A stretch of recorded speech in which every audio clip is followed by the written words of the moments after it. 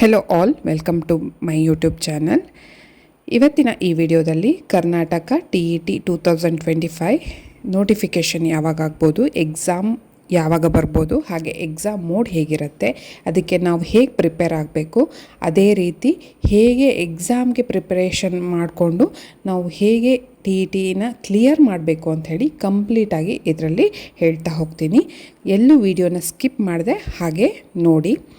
ಮತ್ತು ಚಾನಲ್ನ first time ನೋಡ್ತಾ ಇದ್ದರೆ ಚಾನಲ್ನ ಸಬ್ಸ್ಕ್ರೈಬ್ ಮಾಡಿಕೊಂಡು ನೋಡಿ, ಹಾಗೆ ಬೆಲ್ ಐಕಾನ್ನ ಕ್ಲಿಕ್ ಮಾಡಿ. ಇದರಿಂದ ನನ್ನ ವಿಡಿಯೋಗಳು ನಿಮಗೆ ಬೇಗ ರೀಚ್ ಆಗುತ್ತೆ. ಪಾಯಿಂಟ್ಗೆ ಬರೋಣ. ಕರ್ನಾಟಕ TET 2025 ಈಗ ಆಲ್ರೆಡಿ ನಿಮಗೆಲ್ಲರಿಗೂ ಗೊತ್ತು, ನೋಟಿಫಿಕೇಷನ್ ಆಗ್ಬೋದು ಅಂತ ಹೇಳ್ಕೊಂಡು ಎಲ್ಲ ಕಡೆ ಸುದ್ದಿಯಾಗಿದೆ. ಹಾಗೆ ಈ ಸಲ ಕಂಪ್ಯೂಟರ್ ಬೇಸ್ಡ್ ಎಕ್ಸಾಮ್ ಮಾಡಬೇಕು ಅಂತ ಹೇಳ್ಕೊಂಡು ಇಲಾಖೆ ಡಿಸೈಡ್ ಮಾಡಿರೋದ್ರಿಂದ ಮೊದಲಿಗೆ ನೋಡಿ, ನೋಟಿಫಿಕೇಷನ್ ಆಗೋಕ್ಕಿಂತ ಮುಂಚೆ ಒಂದು ಪ್ರೋಸೆಸ್ ಇದೆ. ಏನಂದರೆ ಟೆಂಡರ್ನ ಕರಿಬೇಕಾಗಿರುತ್ತೆ. ಆಲ್ರೆಡಿ ನಾನು ಲಾಸ್ಟ್ ವಿಡಿಯೋದಲ್ಲಿ ಹೇಳಿದ್ದೀನಿ, ನೋಡ್ಕೊಂಬನ್ನಿ ನೋಡಿಲ್ಲ ಅಂತಂದರೆ. ಟೆಂಡರ್ನ ಕರಿಬೇಕಾಗತ್ತೆ. ಫಸ್ಟು ಟೆಂಡರ್ನ ಕರೆದು, ಈಗ ಒಂದು ಟೆಂಡರ್ನ ಕರೆದಾಗ 1 ಮಂತು ಅವರಿಗೆ ಟೆಂಡರ್ ಅಪ್ಲಿಕೇಶನ್ ಹಾಕಲಿಕ್ಕೆ, ಈಗ ಕಂಪನಿಗಳಿರುತ್ತಲ್ವ, ಅಪ್ಲಿಕೇಶನ್ ಹಾಕಲಿಕ್ಕೆ 1 ಮಂತು ಕಾಲಾವಕಾಶ ಕೊಡ್ತಾರೆ. ಅದಾದಮೇಲೆ ಟೆಂಡರ್ನ ಕಂಪ್ಲೀಟ್ ಮಾಡಿಬಿಟ್ಟು ನೆಕ್ಸ್ಟ್ 1 ಮಂತು ಪ್ರೋಸೆಸ್ಸು ಇರುತ್ತೆ. ಅಂದರೆ ಇವಾಗ ಸೆಪ್ಟೆಂಬರ್ ಟೆಂಡರ್ ಕರೀಲಿಕ್ಕೆ, ಹಾಗೆ ಅಕ್ಟೋಬರ್ ಏನೇನು ಪ್ರೋಸೆಸ್ ಇರುತ್ತೋ ಅದನ್ನು ಮಾಡಲಿಕ್ಕೆ.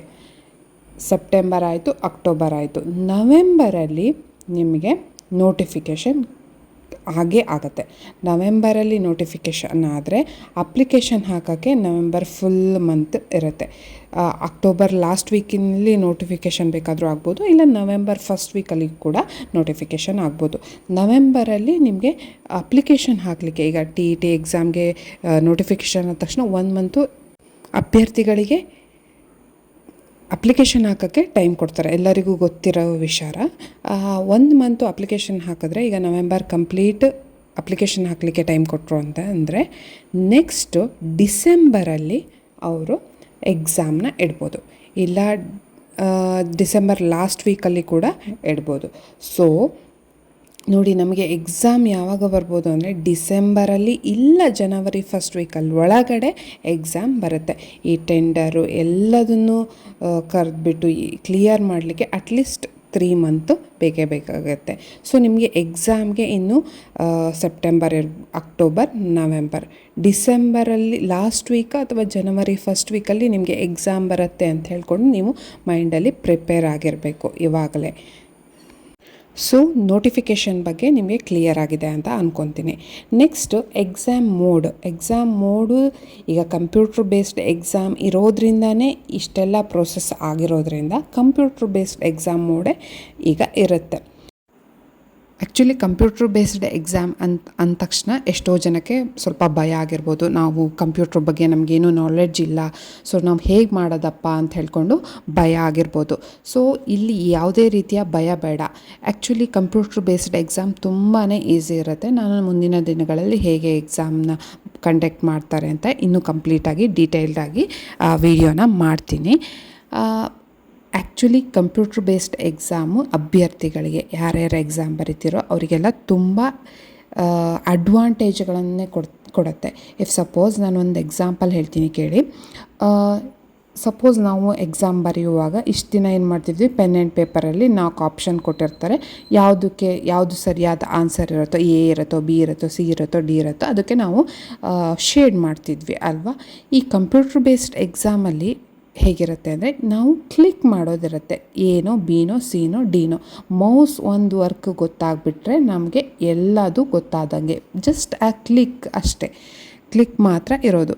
ಒಂದು ಅಡ್ವಾಂಟೇಜ್ ಏನು ಹೇಳ್ತೀನಿ ಅಂತ ಹೇಳಿದ್ನಲ್ವ, ಏನಂದರೆ ನೋಡಿ, ಸಪೋಸ್ ನಾವೀಗ ಎಕ್ಸಾಮ್ ಬರೆಯುವಾಗ ನಮಗೆ ಆಪ್ಷನಲ್ಲಿ ಡೌಟ್ ಇರ್ಬೋದು, ಯಾವುದೋ ಒಂದು ಇದು ಇರ್ಬೋದು ಅಂತ ಹೇಳ್ಕೊಂಡು ನಾವು ಆಪ್ಷನ್ A ಕ್ಲಿಕ್ ಶೇಡ್ ಮಾಡಿರ್ತೀವಿ ಅಂತ ತಿಳ್ಕೊಳ್ಳಿ. ಬಟ್ ಆಮೇಲೆ ಇನ್ನೊಂದು ಸಲ ಯೋಚನೆ ಮಾಡಿದಾಗ ನಮ್ಗೆ ಗೊತ್ತಾಗುತ್ತೆ ಆಪ್ಷನ್ A ಆಗಿರಲ್ಲ, ಆಪ್ಷನ್ C ಇರುತ್ತೆ ಅಂತ. ಇದು ಯಾವುದೇ ಕಾರಣಕ್ಕೂ ನಾವು ಡಬಲ್ ಶೇಡ್ ಮಾಡಲಿಕ್ಕೆ ಈಗ ಲಾಸ್ಟ್ ಟೈಮೆಲ್ಲ ಬರೆದಿದ್ವಲ್ವ TET, ಯಾವುದೇ ಕಾರಣಕ್ಕೂ ಡಬಲ್ ಶೇಡ್ಗೆ ಅವಕಾಶ ಇರಲ್ಲ. ಬಟ್ ಇಲ್ಲಿ ಕಂಪ್ಯೂಟರ್ ಬೇಸ್ಡ್ ಎಕ್ಸಾಮ್ ಆಗಿದ್ದರೆ ನಾವೇನು ಮಾಡ್ಬೋದು, ಆಪ್ಷನ್ ಹೇಗೆ ಫಸ್ಟ್ ಕ್ಲಿಕ್ ಮಾಡಿರ್ತೀವಿ ಅಂತ ತಿಳ್ಕೊಳ್ಳಿ. ಸಪೋಸ್ ನಮ್ಮದು ಆನ್ಸರ್ ಇದಲ್ಲ, ನಮಗೆ ಆನ್ಸರ್ C ಅಂತ ಗೊತ್ತಾದರೆ ನಾವು ಆನ್ಸರ್ನ ಚೇಂಜ್ ಮಾಡಲಿಕ್ಕೆ ಕೂಡ ಅವಕಾಶ ಇರುತ್ತೆ. ಸೊ ಇದು ಒಂದು ಬಿಗ್ ಅಡ್ವಾಂಟೇಜ್ ಅಂತಲೇ ಹೇಳ್ಬೋದು ಅಭ್ಯರ್ಥಿಗಳಿಗೆ. ಕೆಲವು ಸಲ ಅಭ್ಯರ್ಥಿಗಳು ಇಷ್ಟು ಸಿಲ್ಲಿ ಮಿಸ್ಟೇಕ್ ಮಾಡಿಕೊಂಡು ಎಷ್ಟೋ ಮಾರ್ಕ್ಗಳನ್ನು ಕಳ್ಕೊಳ್ಳೋ ಅಂತಹ ಚಾನ್ಸಸ್ಗಳನ್ನು ನಾವು ಹಿಂದಿನ ಎಕ್ಸಾಮ್ಗಳಲ್ಲಿ ನೋಡಿರ್ತೀವಿ. ಜಸ್ಟ್ 1 ಮಾರ್ಕಲ್ಲಿ 2 ಮಾರ್ಕಲ್ಲಿ ಮಿಸ್ ಆಗೋ ಚಾನ್ಸಸ್ ಕೂಡ ಇರ್ತಿತ್ತು. ಆದರೆ ಇವಾಗ ಕಂಪ್ಲೀಟಾಗಿ ಯೋಚನೆ ಮಾಡಿ ನಾವು ಈಸಿಯಾಗಿ ಕ್ಲಿಕ್ ಮಾಡೋದು ಅಷ್ಟೇ ಇರುತ್ತೆ. ಸೊ ಯಾವುದೇ ಭಯ ಈ ಕಂಪ್ಯೂಟರ್ ಬೇಸ್ಡ್ ಎಕ್ಸಾಮಲ್ಲಿ ಬೇಡ. ನೆಕ್ಸ್ಟ್ ಪಾಯಿಂಟಿಗೆ ಬರೋಣ, ಹೇಗೆ ಪ್ರಿಪರೇಷನ್ ಮಾಡ್ಕೊಳ್ಳೋದು ಅಂತ.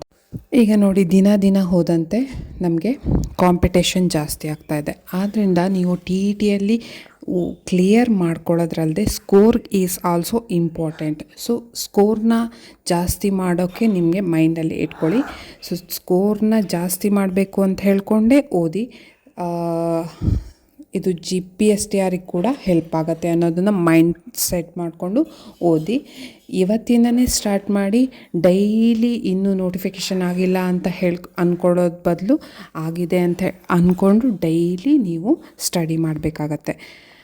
ನೆಕ್ಸ್ಟ್ ನಾನು ಕೂಡ ಸಿಲೆಬಸ್ ಮೇಲೆ ಒಂದೊಂದು ವಿಡಿಯೋನ ಮಾಡ್ತಾ ಇರ್ತೀನಿ.